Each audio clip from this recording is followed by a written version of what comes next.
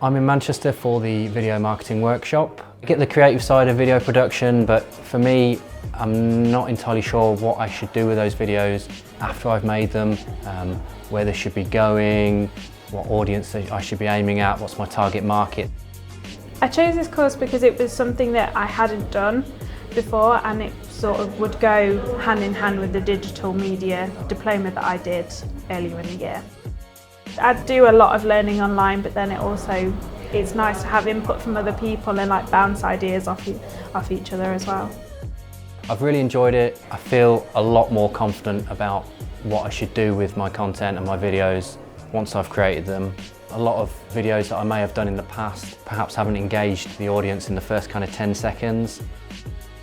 Working with Dawn has been really inspiring, and I can't wait to get back and start using videos at work.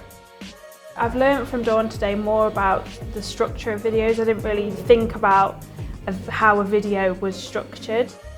So I was looking around for a video marketing course, and I found this one. The fact that it was accredited really meant a lot, and it's one of the reasons why I chose it.